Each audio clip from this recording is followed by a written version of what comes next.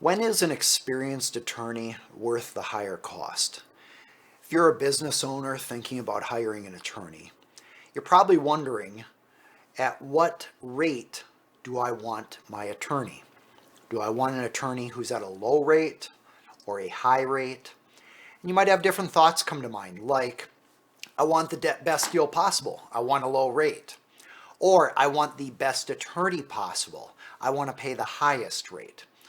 Well, I'll talk today about some considerations when selecting the attorney that's right for you and your individual circumstances. I'm Aaron Hall. I'm an attorney for business owners and entrepreneurial companies in Minnesota. If you don't already have the 7 common legal mistakes made by new businesses, it's a free cheat sheet that I give with some follow-up videos, a little free course, if you will, to better understand how to run your company and preemptively prevent problems in your company rather than having expensive legal problems later. So if you don't have that, you can get it at aaronhall.com/free.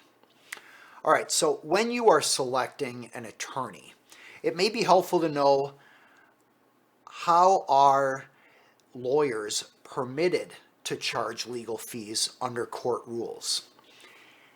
I'll quote for you in Minnesota what the rule is here, and it's very similar in other states. A lawyer has to have a reasonable fee, and the reasonableness of the fee can be based on the following factors. This is from Minnesota Rules of Professional Conduct 1.5. The time and labor required, the novelty and difficulty of the questions involved, and the skill required to perform the legal service properly. The likelihood, if apparent to you as a client, that the acceptance of particular employment will preclude other employment by the lawyer. What is that talking about? That means if the lawyer takes representation of you, will the lawyer be prevented from representing an opposing party who the lawyer might want to preserve? So say, for example, you have a large firm and they represent large companies. If they're thinking about representing an individual against a large company, that will prevent them under conflict of interest rules from representing that large company down the road, or at least it could. And so under this rule, the law firm has a right to take that into account. Another factor, the fee customarily charged in the locality for similar legal services. In other words, New York or LA might have high rates, but that doesn't justify doing that in a small town. So the local rates are going to be a factor. The amount involved and the results obtained will be other factors. Obviously, if you have a $10 million case, it may make more sense to pay more for an attorney than a $5,000 case. Another factor is the time limitations imposed by you, the client, or the circumstances. So, for example, let's say you contact an attorney on Friday afternoon to help with a hearing in court on Monday morning. Because there is a limited amount of time, the attorney is going to have to work all weekend, there can be an upward adjustment in the rate because of that. In other words, the attorney can charge more. The nature and length of the professional relationship between the attorney and client is also a factor. Now you might say, well, which way does this go? Well, it could actually go either way, but it's when there is a significant impact on the provision of attorney services or what the client is expecting or the efficiency that might be involved. All of those factors may be taken into account when determining what rate is reasonable. I'm almost done. The experience, reputation, and ability of the lawyer or lawyers performing the services. So if you have a high-profile attorney, that attorney can charge more. And then whether the fee is fixed or contingent. A fixed fee is like a flat fee for a particular scope of services. A contingent fee would be a fee that says the attorney doesn't get paid unless the attorney wins. And then there's an hourly fee, which is what's the most common and traditional. Okay, so that's the basis. But back to the big question, when does it make sense to spend more money on a higher rate attorney? Well, we've talked about some of the factors, like if you need them urgently, if it's a large matter. But let me explain to you the difference you may get in an attorney that is low rate and low experience versus high rate and high experience. And I'll use a personal example. Right after I graduated from law school in 2007, I got a job as a litigator in a law firm. And I'll never forget this first time where an attorney told me to go check a particular rule to help me in preparing a motion. I think it was Rule 115. I came back to him and I said, the civil rules, which are the main rules for a court that we learn in law school, don't have a Rule 115. And why did I say that? Because in law school, I learned about the federal rules of civil procedure. It was also mentioned in class that there was a Minnesota counterpart to that called the Minnesota Rules of Civil Procedure. Well, I went and checked the Minnesota Rules of Civil Procedure, and there was no Rule 115. The attorney said, well, did you check the general rules? I said, well, I checked the Minnesota Rules of Civil Procedure. Is that what you mean? And he said, no, the Minnesota Rules of General Practice. And I said, the General Rules of Practice, what is that? And he said, well, it's a whole separate body of rules that applies to filings in court, like a motion. So as you can see, as a beginning litigator, I simply didn't even know what other bodies of law might apply. Well, I learned that one pretty quick, and I was grateful to have a couple mentors in the firm who guided me on that. They advised me to read through the general rules of practice multiple times, which I did at that point, and it was really helpful and relevant to all the work I was doing. But that was in the beginning. All right, next you have a situation where maybe an attorney's been practicing a few years, and they have a general idea on how to file cases in court, but they may not know about unusual statutes that come to bear on specific types of cases. I'll give you an example. There's a general rule in court that says you cannot file a case unless you have an actual dispute with somebody. In other words, you can't just go get what's called advisory opinions. You can't just go to the court and say, hey, judge, how should I write this language in my contract? I don't want it to be a problem. But then you might think, well, there's kind of a middle point. There is when you wonder about how to write a contract, and then once you've written that contract, and you might have a dispute with a party, but there are no damages yet. Nobody's actually been harmed. In fact, you might be wondering, how do we resolve this issue?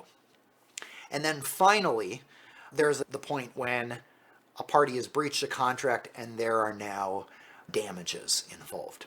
But that middle point where the parties are trying to figure out what are our rights here. For example, if this contract is enforceable, then our rights are written in the contract. But if the contract is not enforceable under statute, then the parties can proceed without regard to what is in the contract. If a party wants to know how to proceed and there's a clear dispute between the parties about how to proceed, there's a special statute. It's called the Declaratory Judgments Act. Once there's a dispute, but before there are damages, you can go ask a court to make a declaration in a judgment regarding the rights and interests of the parties to a contract or under a statute, etc. Well, this is not the type of thing that we're taught in law school. You're taught a lot of the basics in law school, but this is more of a niche that comes up in commercial litigation, and only certain types of commercial litigation, and only certain circumstances. So that was something that I learned maybe 3-4 years into practicing. So as you can see, if you're working with an attorney who has less experience, they will have naturally less exposure to unique statutes and cases and perhaps even procedures that relate. All right, and then let's say you have an attorney who has 10 years of practice in a particular niche. Well, and I'm not just talking about contract law or litigation or even contract litigation, but it might be in a certain industry or a certain type. That attorney will likely know about court procedures and other nuances of the law that allow you to navigate litigation in a more efficient way and a more effective way for their clients.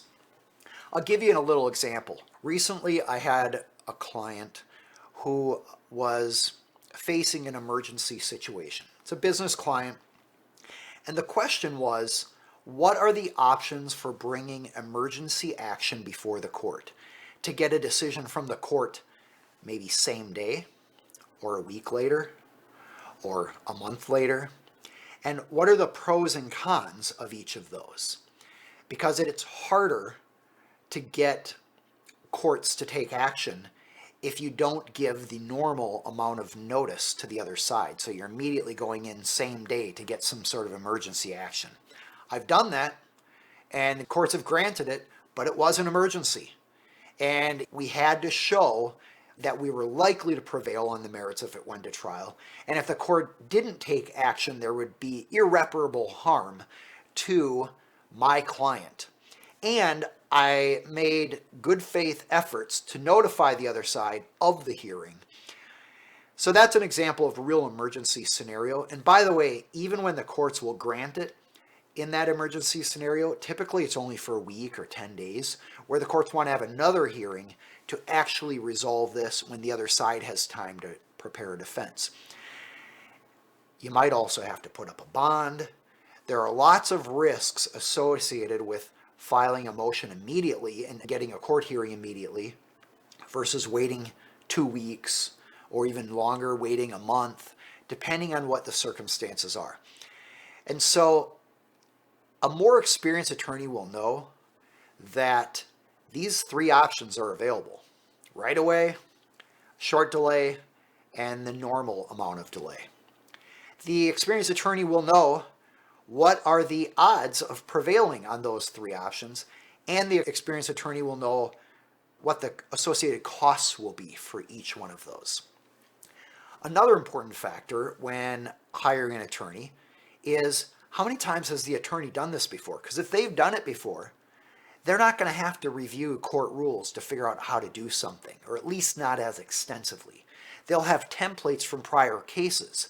Now, they'll still have to rework those templates and apply them to the case at hand, but it will be much quicker for an attorney experienced to prepare those court documents. Usually, my practice is that I will charge the same rate for a particular action, whether I had 2 years experience, let's say it would cost $5,000 for a motion, or I have 15 years of experience. I would charge typically about $5,000 for that same motion. Why? Because I want my clients to be paying the same rate, even though I'm able to do it much faster today. So I would have a higher hourly rate today because I have substantially more experience, but I don't want my clients to actually be paying any more for that.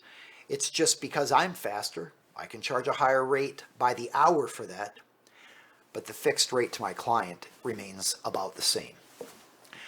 Not every attorney does it that way, and sometimes you're paying, as I mentioned a little bit earlier, for the fame or recognition or prestige that the attorney has in the industry. Okay, so now that we've talked about when it might make sense to hire an attorney at a higher rate and who has more experience, let's think about the specific matters that might come up. What specific situations would you hire an attorney with a lower rate? Well, if the amount in dispute is pretty low, or if the risk is low. Let me give you an example.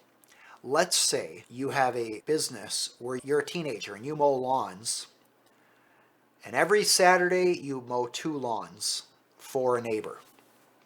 And for that, let's say you get paid $30.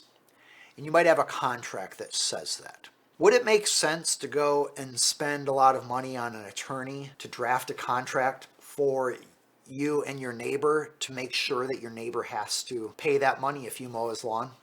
No. Paying $500 for a lawyer to do that would be excessive. That's in a scenario where, all right, it's a small amount that's at risk every time you mow the lawn and then go to get paid from the neighbor. And by the way, if the neighbor doesn't pay you, even if you have a contract, are you going to spend the money to sue them in court? No, you probably just won't mow their lawn again. So that's an extreme example of where it just doesn't make sense to have a contract written by a lawyer. But on the other end of the extreme, I've had companies come to me with hundreds of thousands in transactions. So hundreds of thousands of dollars exchanged every year for product. And they have nothing more than a purchase order or a little email or an invoice. Well, that can be really frustrating because if you have to sue on that, you may not have provisions that you would normally in a contract that could protect you. That's where it makes sense to have an attorney draft that. And I would probably want an attorney, not just a newly experienced one who's kind of a general interest attorney. I'd want somebody who's familiar with business contracts and that sort of transaction. That attorney is more likely going to have access to templates that can be refined for your scenario. And that attorney is going to be aware of the risks that you face and what you're going to need to do if you need to sue on this contract because they breach. So you can build in all the provisions that are needed to give you leverage if the other party breaches. All right, so that's a quick review of why attorneys charge different rates, why it is helpful to have the option of attorneys at different rates, and why you might pick an attorney who's more or less experienced based on your unique circumstances and your budget. Often when potential clients contact me and they want to hire me, I'll ask for a little more information first because I'm not the cheapest attorney. And sometimes it's worth them paying somebody at my experience level. But often, actually a majority of the time, I look at their situation and determine that it's not in their best interest to hire an attorney at my caliber and at my rate. They'd be better off hiring an attorney at a lower rate. And so I'll refer them to one of many good attorneys that I know in town who can assist them with something like that. So I always encourage people to reach out to me and ask me if I can do it or if there's somebody I know who can do work, because I'm glad to redirect people to great attorneys who are the right fit for the individual's client's needs. I'm Aaron Hall. This channel is educational information to help you spot issues, avoid problems in your company, and enjoy more of the money yourself. Spend less on attorneys. You're welcome to thumbs up this video if it's helpful, thumbs down if it isn't, if I rambled on too long. Subscribe to the channel if you'd like more educational content like this. Otherwise, I look forward to seeing you in the next video.